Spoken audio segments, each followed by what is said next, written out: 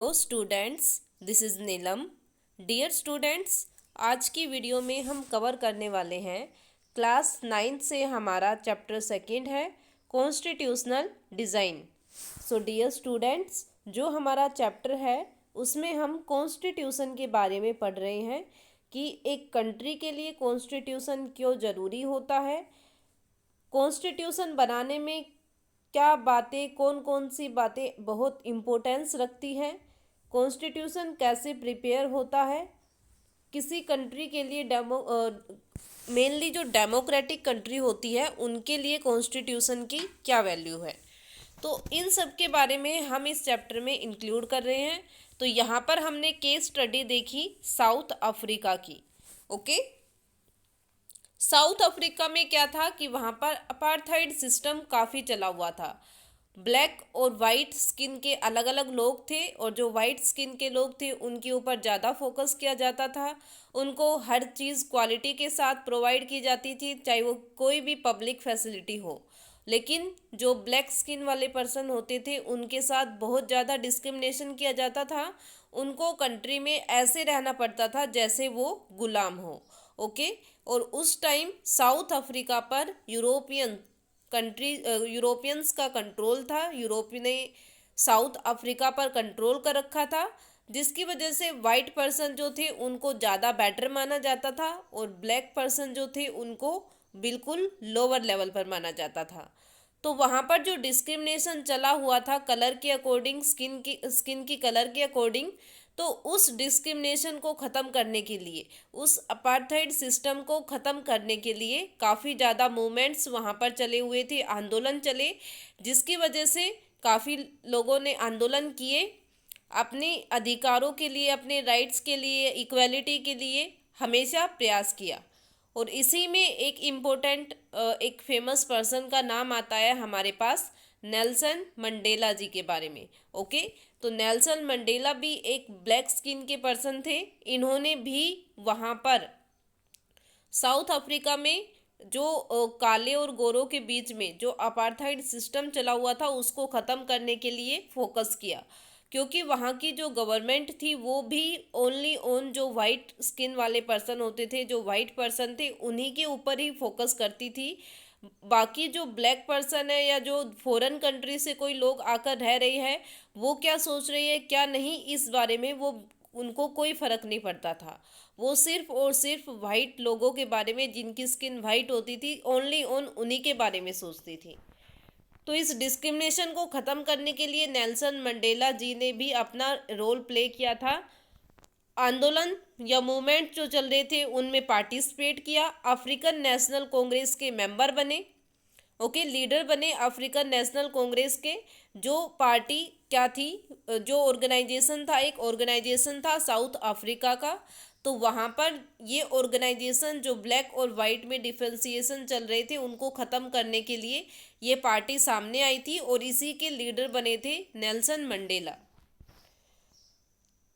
जो मूवमेंट चल रहे थे उन मूवमेंट के लिए नेल्सन मंडेला जेल भी गए। 28 साल तक जेल में रहने के बाद जब वो वापस आए तो उन्होंने दोबारा से अपना जो मूवमेंट था, जो आंदोलन था, वो दोबारा स्टार्ट किया। वो हमेशा यही चाहते थे कि कैसे भी करके साउथ अफ्रीका से जो अपार्थाइड सिस्टम चला हुआ था, जो रंग भेद सिस्टम चला हुआ था, इसको ख़त्म करना है और सभी लोगों को इक्वलिटी दिलानी है। और उन्होंने इसके लिए वहाँ की गवर्नमेंट पर बर्डन डाला, वहाँ के लोगों को एक साथ कनेक्ट किया, आपस में मिलाया और ये बताया कि कैसे उनके साथ डिस्क्रिमिनेशन हो रहा है। अगर ये डिस्क्रिमिनेशन उनको हटाना है, ख़त्म करना है, तो उसके लिए सभी लोगों को एक साथ आना पड़ेगा। और 26 अप्रैल 1994 को उन्होंने अपने आंदोलन की वजह से एक इक्वेलिटी का मेन आइडिया साउथ अफ्रीका में फॉलो करवा दिया था। उसके बाद साउथ अफ्रीका का खुद का कॉन्स्टिट्यूशन था। उस कॉन्स्टिट्यूशन के अकॉर्डिंग साउथ अफ्रीका की गवर्नमेंट काम कर रही थी। पहले जो भी काम होता था, गवर्नमेंट जो भी काम करती थी साउथ अफ्रीका की, वो सिर्फ और सिर्फ वाइट पर्सन के सराउंडेड होते थे, उन्हीं को देख के डिसीजन लिए जाते थे। लेकिन जैसे ही साउथ अफ्रीका का कॉन्स्टिट्यूशन वहाँ पर अप्लाई हो गया तो उसके बाद जो वाइट पर्सन थे वो भी ये सोचने लग गए, उन्होंने भी ये सोचा कि कॉन्स्टिट्यूशन तो अब बन गया है, अब हमें भी ये कॉन्स्टिट्यूशन फॉलो करना पड़ेगा, अदरवाइज हमें कंट्री से निकाल दिया जाएगा। ओके, तो फिर वो भी एग्री हो गए कि ठीक है, वो भी इक्वेलिटी के अकॉर्डिंग सभी को फ्रीडम मिलेगी, सभी के साथ इक्वल बिहेव किया जाएगा, किसी के साथ कोई भी डिस्क्रिमिनेशन नहीं होगा। कॉन्स्टिट्यूशन में जो कुछ भी लिखा है, जो कुछ भी डिसाइड हुआ है, वही वही सभी बातें कॉन्स्टिट्यूशन में वो सभी साउथ अफ्रीका में फॉलो होंगी। तो ये था साउथ अफ्रीका के बारे में कि कैसे वहाँ के लोगों ने स्ट्रगल करके अपनी फ्रीडम, अपनी इक्वलिटी ली थी। उसके बाद हमारे पास आता है why do we need a constitution, हमें क्यों ज़रूरत होती है एक कॉन्स्टिट्यूशन की। तो कॉन्स्टिट्यूशन ज़रूरी होता है हमारे लिए अगर एक डेमोक्रेटिक कंट्री, कल हमने एक बात देखी थी कि अगर एक डेमोक्रेटिक कंट्री है तो उसके लिए कॉन्स्टिट्यूशन होना बहुत ज़रूरी है। अगर कोई कंट्री ये बोलती है कि वो एक डेमोक्रेटिक कंट्री है तो उसके लिए ज़रूरी है कि उसका अपना खुद का कॉन्स्टिट्यूशन होना चाहिए। अगर किसी कंट्री के पास अपना कॉन्स्टिट्यूशन है तो ज़रूरी नहीं कि वो एक डेमोक्रेटिक कंट्री ही हो सकता है कॉन्स्टिट्यूशन हर कंट्री का है लेकिन हर कंट्री डेमोक्रेटिक हो, ये बात तो बिल्कुल भी सही नहीं है। लेकिन अगर कोई कंट्री ये बोल रही है कि वो डेमोक्रेटिक कंट्री है तो उसके बाद उसके पास उसका खुद का कॉन्स्टिट्यूशन होना कंपलसरी है, कि जब तक उसके पास उसका खुद का कॉन्स्टिट्यूशन नहीं होगा तब तक वो खुद को एक डेमोक्रेटिक कंट्री नहीं बोल सकती। ठीक है, कॉन्स्टिट्यूशन क्यों जरूरी है? सबसे पहले ट्रस्ट और कोऑर्डिनेट जनरेट करता है लोगों में। लोग गवर्नमेंट पर बिलीव करें या ना करें पर कॉन्स्टिट्यूशन पर जरूर करेंगे। उसके बाद गवर्नमेंट के बारे में बताता है कि वो उसके पास कौन कौन सी डिसीजन लेने की पावर है। गवर्नमेंट की पावर के ऊपर लिमिट लगाता है। कॉन्स्टिट्यूशन में हर एक बात लिखी होती है कि गवर्नमेंट कैसे काम करेगी, उसका लिमिटेड एरिया क्या रहेगा। Fourth, express the aspirations of people and creating a good society. तो पूरी एक अच्छी सोसाइटी बना के रखना और वहाँ के लोगों को फ्रीडम देना, ये भी किस में बताया जाता है? कॉन्स्टिट्यूशन में। और ऐसा नहीं है कि कॉन्स्टिट्यूशन सिर्फ एक ही कंट्री अपना कॉन्स्टिट्यूशन खुद ही बना ले, वो अलग अलग कंट्रीज़ के कॉन्स्टिट्यूशन से जो भी पार्ट, जिससे भी वो अफेक्टेड होती है, जिससे भी सबसे ज़्यादा ये होता है ना कि आकर्षित होती है जिस भी पार्ट से, उस पार्ट को वो खुद के कॉन्स्टिट्यूशन में इंक्लूड कर सकती है। जैसे इंडिया ने किया है, इंडिया ने अपने कॉन्स्टिट्यूशन में अलग अलग कंट्री के पार्ट को इंक्लूड किया है। ठीक है, तो इंडियन कॉन्स्टिट्यूशन जब बना था तो सबसे पहले प्रोसेसिंग तो स्टार्ट हो गई थी 1928 में ही। मोतीलाल नेहरू और 8 अदर कांग्रेस लीडर ने एक ड्राफ्टिंग कमेटी बनाई थी जो कॉन्स्टिट्यूशन बना रही थी। उसके बाद कराची सेशन जो हुआ 1931 में, उसने ये डिसाइड किया गया कि कॉन्स्टिट्यूशन कैसा होगा, कॉन्स्टिट्यूशन कैसे बनाना है, क्या क्या चीज़ें उसमें इंक्लूड करनी है। उसके बाद कॉन्स्टिट्यूएंट असेंबली बनी जिसमें सभी लीडर को इंक्लूड किया गया जिनका मेन रोल रहा था कॉन्स्टिट्यूशन को बनाने में।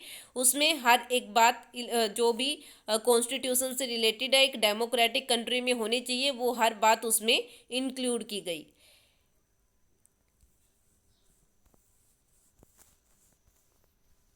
उसके बाद गवर्नमेंट ऑफ इंडिया एक्ट आया 1935 में। हमारा कॉन्स्टिट्यूशन अलग अलग कंट्री से इंस्पायर है, जैसे फ्रांस से, ब्रिटेन से, यूएसए से, रसिया से। अलग अलग कंट्री के कॉन्स्टिट्यूशन का जो इफ़ेक्टिव पार्ट था वो हमारी कंट्री के कॉन्स्टिट्यूशन में भी इंक्लूड है। फर्स्ट मीटिंग जो हुई थी कॉन्स्टिट्यूएंट असेंबली के लिए, जो फर्स्ट इलेक्शन हुए थे वो जुलाई 1946 में हुए थे और फर्स्ट मीटिंग दिसंबर 1946 में हुई थी। उसके बाद इंडिया और पाकिस्तान डिवाइड हुए थे 1946 में, और क्योंकि पहले दोनों एक ही कंट्री के पार्ट थे लेकिन 1946 के बाद दोनों अलग अलग कंट्री बन गई, तो कॉन्स्टिट्यूएंट असेंबली भी दोनों कंट्री की अलग अलग बन गई। इंडिया की अलग कॉन्स्टिट्यूएंट असेंबली थी और पाकिस्तान की अलग कॉन्स्टिट्यूएंट असेंबली थी। इंडिया की कॉन्स्टिट्यूएंट असेंबली में टोटल 299 मेंबर थे। 26 नवंबर 1949 को कॉन्स्टिट्यूशन कंप्लीट हो गया था और 26 जनवरी 1950 को कॉन्स्टिट्यूशन अप्लाई हो गया था।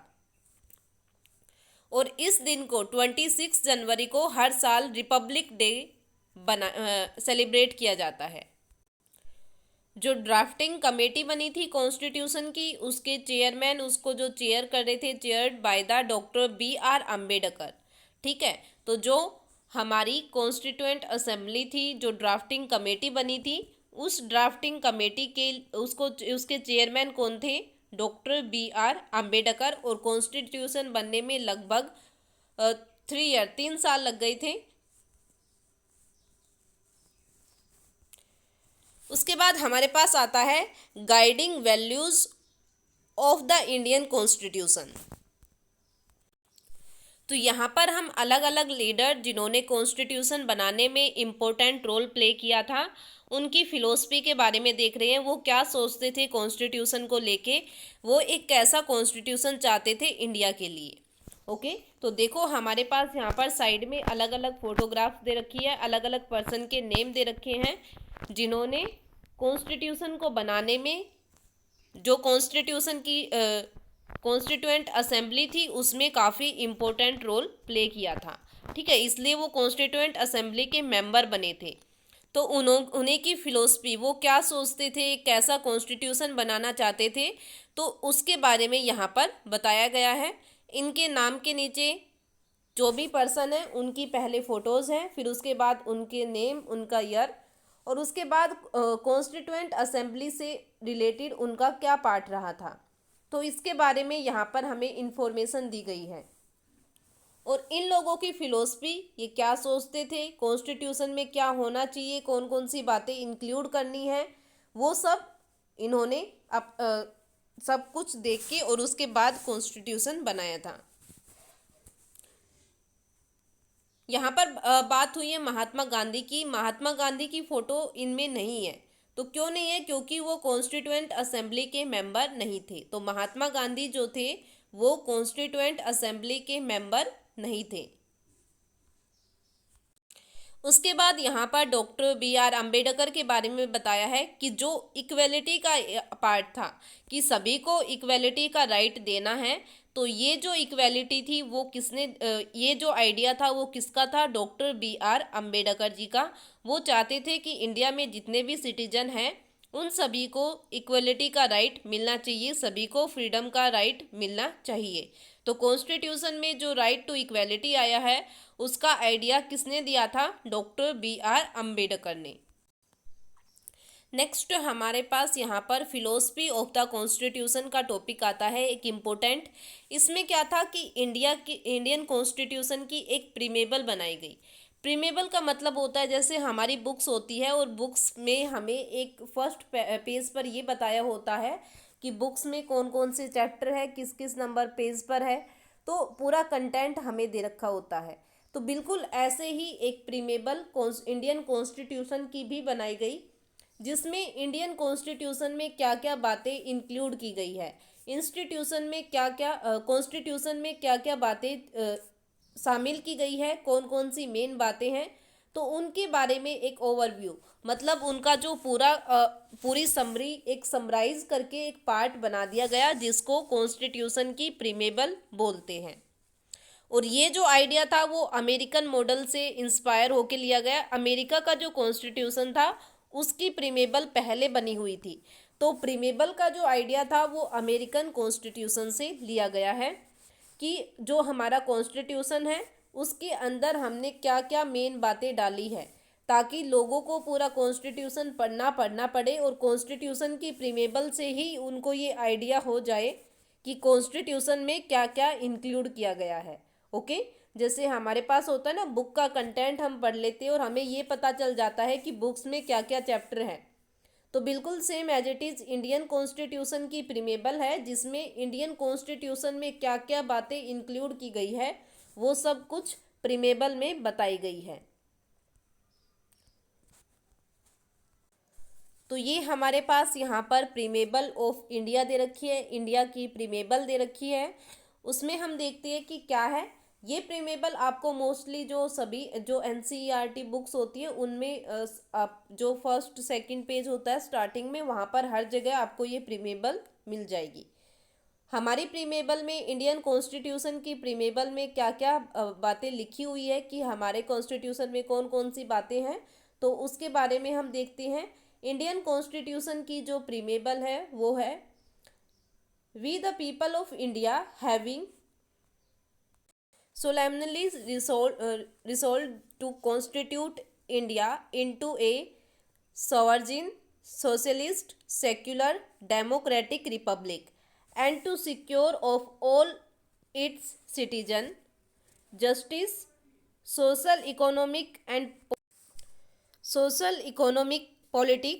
political liberty to thought, expression, belief, faith, and worship, equality of status and the opportunity, and to promote among them all fraternity, ensuring the dignity of the individual and the unity and integrity of the nation.